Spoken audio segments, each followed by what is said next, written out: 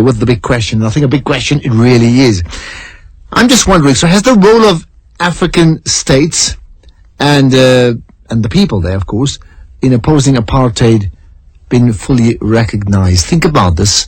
Has the role of the various African states, and also very importantly, not just the politicians, but the citizens, has their role in, I'm not saying dismantling apartheid, but simply in opposing apartheid, has it been fully recognized? I want to get your thoughts. You can call into 0891 104207. Now, why do I say this?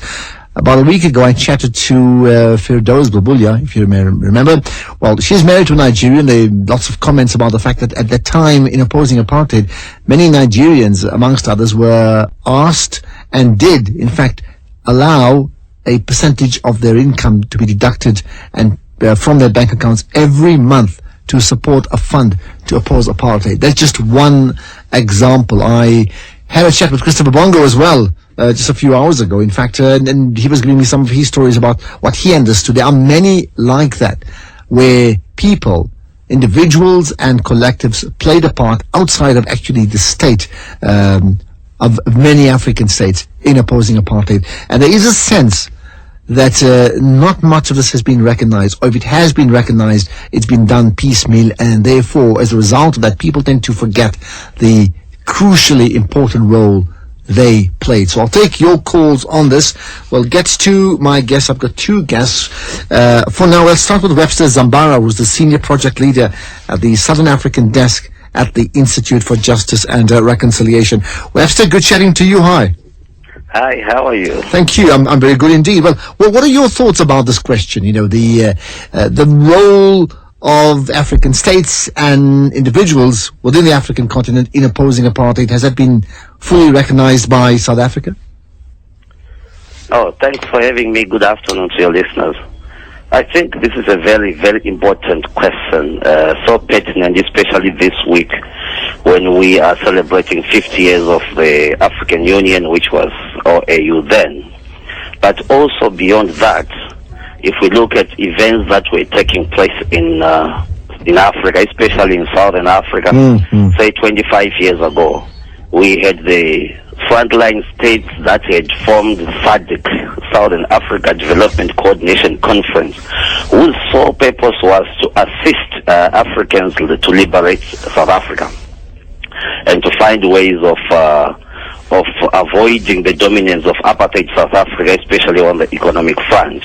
And in that regard, we saw the attacks on African countries that were supporting ANC and other anti-apartheid movements in the sub-region. Particularly, if you look at the bombings that took place in Lusaka, Botswana, Harare, I recall, and Angwa Street, and also some bombings in the ANC house in Ashton Park in Meborain in Harare. And when you look at the disturbances that were supported by the apartheid government in Mozambique, Renamo, you go to Angola, you find the battles that were being fought. Okay, so what you're in fact saying? Of Quito Carnavale. These are events. All right, so what's just a quick one on that basis, and I mean there are many we know about. There are many individuals who may have contributed. We either know nothing or we know very little about. Do you think, therefore, they've been adequately recognized, the role of states and individuals?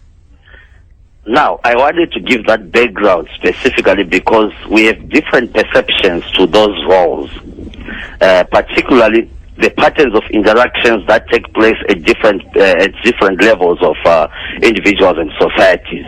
I want to think that to a large extent, this role has not been recognized formally to the common man who did not know of these events taking place in countries just neighboring South Africa.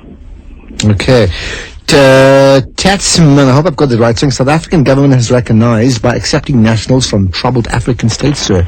I'm not sure whether that is in fact recognition, or is that what you do, as others have done for this country. That's one thought. I'll get your opinion as well. We're also joined by Ali Slongwane, who's the Deputy Director for Museums and Galleries. That's in the city of Johannesburg. Ali, good chatting to you and welcome to Afternoon Talk. Yes, good. Thank you. Thank you. Well, what are your thoughts about this question? Well, I think it is difficult to generalize and say no recognition exists completely, whilst it is equally not safe to say, have a blanket statement that say there is recognition. I think it is work in progress. Memory is work in progress. From time to time it gets interrupted by challenges of contemporary society. But there are a number of instances that we can look at that shows that South Africans are in the process of recognizing, the contributions of Southern Africa and Africa in general. You do know a project called South African Democracy Education Trust. They are publishing a volume titled Road to Democracy that appraises the role of different nation states as well as formations like SADC and OAU and the Liberation Committee in making a contribution to the liberation of South Africa. There are also memory projects that are in the offing. For instance, in Mozambique, there is a monument on Matola where the bombings occurred, which is a collaboration between South Africa and the government of Mozambique. In fact, at local government level, the city of Johannesburg is even looking at a partnership with Matola, with many people asking questions, why is Matola relevant to Johannesburg? And we say Matola is relevant because the class of 76 are the many who lost their lives in that bombing in Matola. Yeah. So there is, but I do agree with your colleague there who says in the popular consciousness it is very difficult for people to understand the depth of the sacrifice as well as the depth of the price that the various African states paid, because actually the numbers of people who left this country and some who lie buried in those countries has never been pronounced, but it was big numbers. Okay, let's get the thoughts of listeners. I want to get your opinion, so you can SMS me to 34701. If you are tweeting, go to Ashraf Garda or SAfm Radio. You can also comment on our Facebook pages, the respective ones there, and you certainly can call in to 0891 104 207. And what we're talking about is the role of African states and the citizens of Africa. Has their role in opposing apartheid been fully recognized by this country? And I think talking about that, there's a formal recognition and there's an informal recognition. One may want to make those distinctions. So your thoughts, your anecdotal report back on that, absolutely welcome. I was going to get to Ashanti Wasi, we just lost you, so we'll come back to you if you do call back. 0891 104 207. Let's talk about that then, Webster Zambara. Should we be separating the two between sort of official recognition from the state, that means South African government with these other countries, and the other is just by South African people? My thinking to that is these two should be reinforcing each other. The recognition at local level, at people to people, and also recognition at the higher level, because there were different dynamics that were at play, and there are also different dynamics that would play, considering the government-to-government relations and also South Africa's foreign policy. But it's at local level. It's also a recognition that will emanate from how much local people know about the existence of such important events. Okay, that's an important question. Related to a common person coming from either of these countries. Okay, that's an important question. Just how much do people know? That means whose responsibility is it for people to know? If we say people should know, well, honestly, sometimes we just underestimate that point, that people in this world full of mass information, there's just so much information, people just don't know these things. So the responsibility, once again, is it government, is it you and I, is it media? I don't know. Your thoughts on that, always welcome. Let's get to some of the callers now. Robert in Germiston, hi. Hello, I just want to highlight, I'm a Zambian living in South Africa now for quite a few years, but I want to highlight the very huge role that Zambia played in the fight against apartheid. And I don't think that's ever been fully recognized properly by either the ANC now or by the population. And I think something ought to be done about that. I think Zambia should be recognized for all the sacrifices it made during that time. But I do know, just by the way, Robert, that certainly many South Africans get onto this legacy tour, the South Africa Trust Tour, spending time in Tanzania, for example, if not Zambia, in those countries. So there's certainly a sense of a return, making that pilgrimage to those areas, because many of the leadership from within the ANC and therefore within the current government of this country, in fact, spend a lot of time in those countries. And the fact that they go there means there's some sort of... What I'm talking about is some kind of memorial, some kind of something to remind the people of South Africa the large sacrifices that us Zambians made in helping to rid the country of apartheid. I think a memorial is more appropriate. Okay, got that, a memorial. And well, there you are, as the point made, a huge role in from Zambia. Ashantiwa, hi from Durban. Hi, Ashraf. This is such an important subject.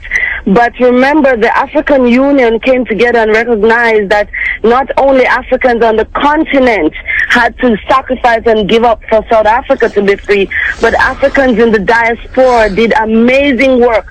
So that memorial that the brother from Zambia is a very important aspect of the acknowledgement. But long time ago, we said to the history teachers, part of the history book, when we write about the exiles and those who have been in exile, Ashraf, we must also write about the Pan-African efforts to liberate South Africa, because it is true, not even adults understand and recognize the work that was done outside to lobby this South Africa. I mean, as we look to the 50th celebrations, which I leave for in a couple of hours, one of the things that I remember the chairperson saying to the women is that we have to start recollecting and having memory banks in place, because people forget easily, and also because of that forgetting, people don't actually go and find out.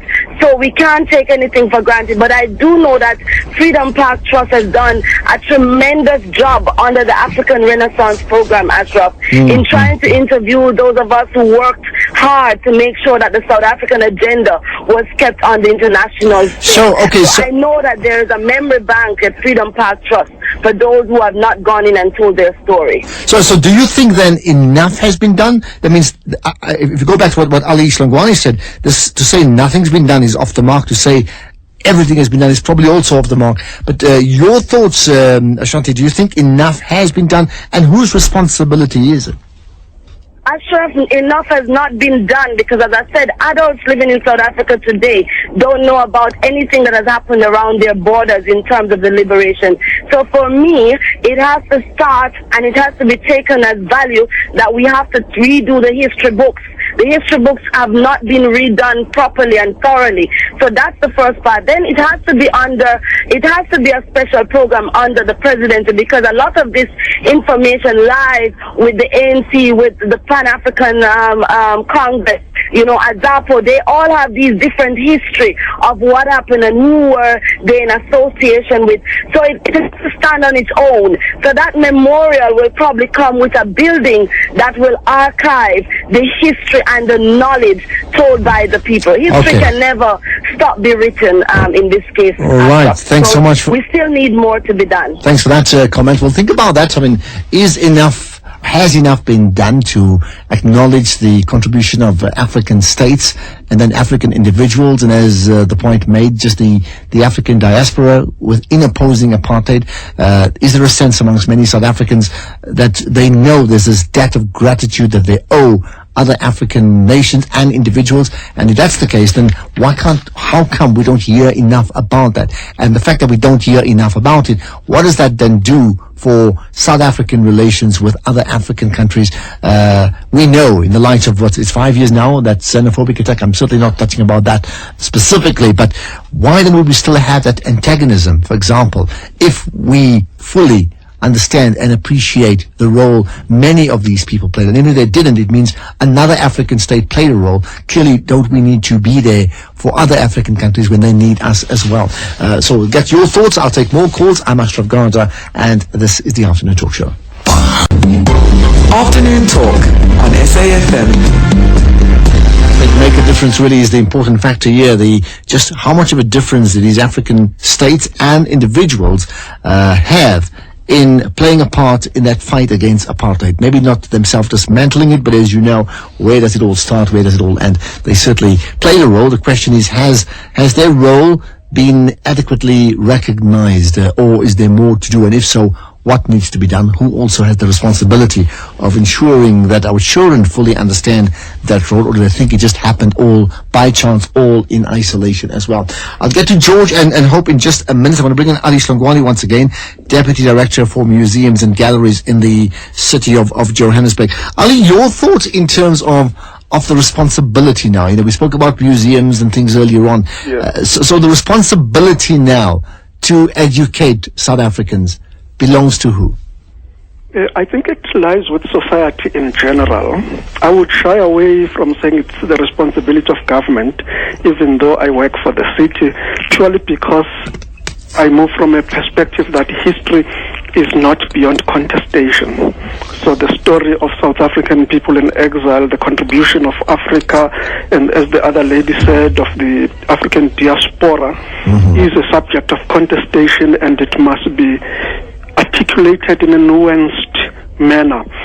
Once it is left in the hands of a government, it then becomes a monolithic, straightforward story, of the good and the bad.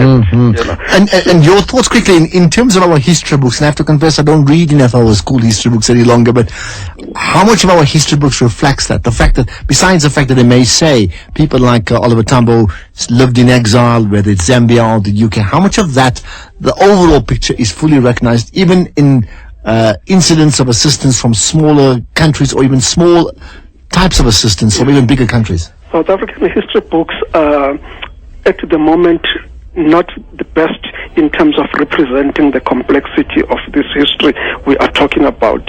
For instance, we still need to challenge those who write history to acknowledge that there were many players. Let me give a quick example. The first group of people to leave this country for exile before 1960 shootings were not related or linked to any political party. They were teachers, they were writers who were disgruntled with the system at the time. Many of them became teachers. Your SAfm Pahlelas were already in exile by the time of the shootings in Sharpeville. Ken Temba, the journalist, was already in exile by the time of the shootings in Sharpeville, and many other intellectuals, including white intellectuals, if we were to use those labels of the time. And those contributors are beginning to disappear from our history because we tell the history purely from party political perspectives. For instance, there's a whole group of nurses that left this country and found themselves in Dar es Salaam and ended up assisting the new independent states there. In other words, South Africans too have made a contribution to their continent. The people who left the country were not people who just sat in the camps. Many of them were teachers. The Populi Shwayis were associated with the universities in Dar es Salaam, the SAfm Pahlelas, the many writers. So as we discuss the role of the African states in liberating themselves, actually, because apartheid was also their problem, we should also acknowledge that the many who left this country to be exiled in those countries made an important contribution to those countries. And we still have a challenge as the continent of Africa to say, how do we appreciate better this interaction that has happened, between the people who left the country and the people who came, just as we have not appreciated, for instance, how many people who became leaders in Africa were products of fought hair, even under difficult circumstances. Yeah, good point. So that way it may help us, especially South African, to overcome South African exceptionalism.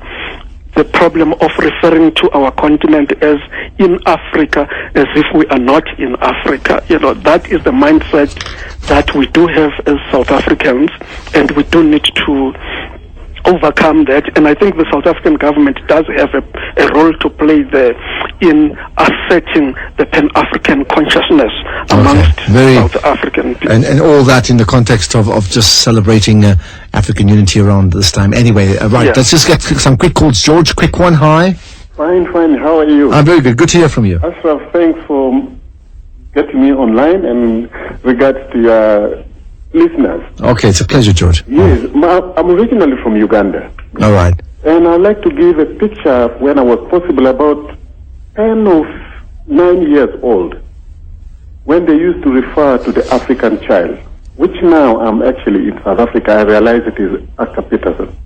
Okay. Which at that time, every child who was in primary school was supposed to bring 1 shilling. Mm-hmm. At that time, a shilling was 20 shillings was £1 for the contribution and liberation of South Africa. Yeah, wow. This was when there was that frontline countries, and there was bombing in Zambia, Zimbabwe, some of them in Dar es Salaam, I think, where there were the camps. So in the end of the day, it makes us realize that our brothers in South Africa were not thought of just now. I remember when we left during Idi Amin's time and we went in exile in Kenya, we were going to register as refugees from Uganda. And there were South Africans who were saying, why do you allow people with countries to register before us when we are stateless? And that is when I actually picked, I wonder, why should somebody be stateless? Indeed, so, good point, yeah. Yes, then we realized that, okay, this is the situation in South Africa. And then, after a while, I came and worked in Swaziland. I was a football coach in one of the Premier Leagues there. And one of where we came... I'm going to push you only because we just don't have enough time, unfortunately. Yes, just make one last comment here. Basically, what I'd like to indicate is, you find that all these other individuals contributed, but not because of we expect South Africa to refund anybody. Indeed, but okay. It is just in fierce faith that we want Africa to be a better continent for everybody. Got that. Thanks for that call. Interesting one indeed. Let's just take the last quick call. Hope, hi. Ashraf and your guests, I think the problem is general ignorance about our continent in South Africa. In all sections of society, you'll hear even public servants talking about that they are going to Africa. Now, even with public servants who are who are ignorant about their own continent, you can imagine their attitude, their general demeanor. It's a job of government. I don't agree with your guests that no, if it's government, it's become monolithic. Government, non-government organizations together. The Professor Magubane has done a bit of work on recapturing true history. During the centenary, there was a conference where the diaspora and the DECO itself recognizing the work. Department of Arts and Culture is doing work to trace footprints of contribution of our continent. It was differing. Other countries. All right. Hope I'm going to leave it like that because we need to wrap up. But thanks. Job of government, I think, is an interesting one indeed. Webster, let's just wrap up. We're on to news time. You made 30 seconds. One final comment from you and from Ali. Webster, go ahead. Oh, thanks. I would think it is not only the role of government, but everyone, civil society, the media, and also our regional institutions, SADC and AU. The biggest problem that I see at the moment is that vis-a-vis South Africans and the rest of the continent. A common person in the rest of the continent has got this knowledge of what it was during the apartheid South Africa because we experienced it outside South Webster, that's where I'm going to lead it. South African doesn't have. Okay, thanks for that, Webster. Ali, last one, just 30 seconds, quick one. Yes, probably what we may need to do is to really do an appraisal of what has happened and what has been done, because that appraisal will then give us a good sense of what the gap we need to close is. Because we may also be moving from an assumption that people do not know when they actually I agree. But have other social pressures. And I'll tell you a very simple one. What about a map, as we've done with sort of animals that are becoming extinct, a map of contributions around from the African continent with regard to South Africa. And show the different journeys Indeed. To and from different parts of Africa. That's where we can leave it. Ali Sangwani, thanks so much for your time. Before that, Webster Zambara.